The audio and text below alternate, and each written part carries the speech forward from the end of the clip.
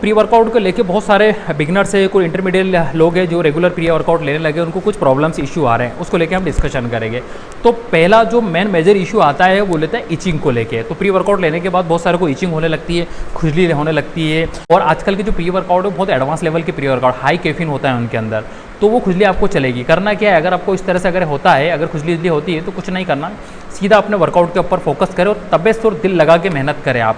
और उस दिन का परफॉर्म जो आपका रहेगा बहुत तगड़ा वाला परफॉर्म आपको करना है, ठीक है। आप देखेंगे कि आप जब मेहनत करेंगे ना तो पसीने के साथ सारी खुजली बाहर चली जाएगी। तो कोई टेंशन लेने की कोई ज़्यादा इतनी बात नहीं है, बिल्कुल होता है जब आप बिगनर्स अगर रहते हैं या इंटरमीडिएट लेवल अगर आपका है, तो अगर आप ज़्यादा हाई कैफीन अगर ले लेते हैं बॉडी में, या कुछ प्री वर्कआउट भी इस कंपनी कुछ ऐसे होते हैं जिनमें इचिंग होती है, तो वो टेंशन लेने की बिल्कुल कोई ज़रूरत नहीं है। आप अच्छे से बेटर वर्कआउट करो, ठीक है, और कोशिश करो कि ज़्यादा हाई कैफीन पे मत जाओ, ठीक है। अब आ जाते हैं हम एक्चुअली में सेकंड पॉइंट पे। सेकंड पॉइंट हमारा एक्चुअली में है क्या? सेकंड पॉइंट ये है कि प्री वर्कआउट चढ़ता नहीं है, मतलब असर नहीं करता है। तो असर नहीं करने का एक main major issue pre workout का आता क्या है, वो ये आता है एक्चुअली में कि हमने सडनली मील लिया है, हमारा एक हैवी मील हमने लिया है, और हमने सडनली हमारे पास क्या रहता है कि सडनली हैवी मील लेने के बाद और हम प्री वर्कआउट पी लेते हैं, ठीक है। तो क्या रहता है कि जब भी आप हैवी मील लोगे और उसके ऊपर अगर आप प्री वर्कआउट अगर पियोगे तो आपको वो असर नहीं करेगा, वो आपको नहीं चढ़ेगा, ठीक है।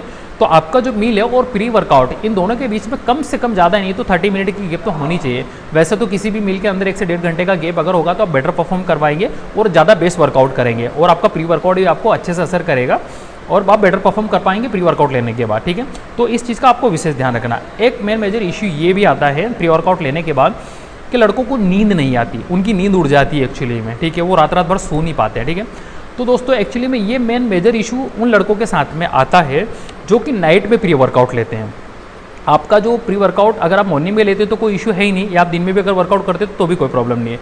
बट ये मेन मेजर इशू जो प्री वर्कआउट का जो आ रहा है ना, उन लड़कों के साथ में आता है जो कि शाम को वर्कआउट करते हैं, और फिर वो क्या 8 बजे 9 बजे आते हैं वर्कआउट करने के लिए, फिर प्री वर्कआउट पीते हैं। अब प्री वर्कआउट का ड्यूरेशन होता है वो लंबे टाइम होता है, तो हाई कैफीन होने के कारण आपको नींद नहीं आती है। तो आपको करना क्या है एक्चुअली में कि या तो आप वर्कआउट शेड्यूल आपका ऐसा हो कि आप 6 बजे के वर्कआउट, आप 6 बजे के पहले आपका वर्कआउट हो, मैं इवनिंग की बात कर रहा हूँ, 6 बजे के पहले तब आप प्री वर्कआउट ले लें। और अगर आप लेट हो गए हों, जिस दिन आप 8 बज गए, 8:30 बजे, तो मैं ये सजेस्ट करूँगा कि उस दिन प्री वर्कआउट ना लें, क्योंकि बिगनर्स में ये इशू आता है कि फिर उनको नाइट में नींद नहीं आती है। तो कोशिश ये करें कि आप जल्दी प्री वर्कआउट पी लें, ठीक है। एक मेन मेजर इशू एक लड़कों को ये भी आता है कि जैसे प्री वर्कआउट के हैबिचुअल हो जाते हैं, आदी हो जाते हैं, मतलब वो छूट नहीं पाता है, वर्कआउट नहीं करता, ठीक है, प्रॉपर परफॉर्म नहीं कर पाते, उनको प्री वर्कआउट लेना ही पड़ता है। उस कंडीशन में मैं ये बोलूँगा कि अगर आप स्टेरॉइड पे नहीं हैं, आप साइकिल पे नहीं हैं अगर, और आप एक नेचुरल अगर वर्कआउट अगर कर रहे हैं, तो कोशिश ये करें कि जिस दिन भी आपकी बॉडी पार्ट का एक बड़ा मसल्स हो, या आप लेग्स ले रहे हो या आप बैक ले रहे हो, उस दिन प्री वर्कआउट लेंगे तो ज़्यादा अच्छा रहेगा बजाय आपके छोटे छोटे मसल्स को लेने की, ठीक है। तो जब भी आपकी बॉडी का एक बड़ा पार्ट आप ले रहे हैं उस दिन प्री वर्कआउट लीजिए, आप अच्छा परफॉर्म करेंगे और आपको भी ठीक लगेगा।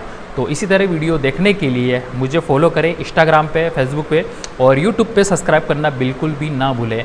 Thank you so much. Her her Mahadev.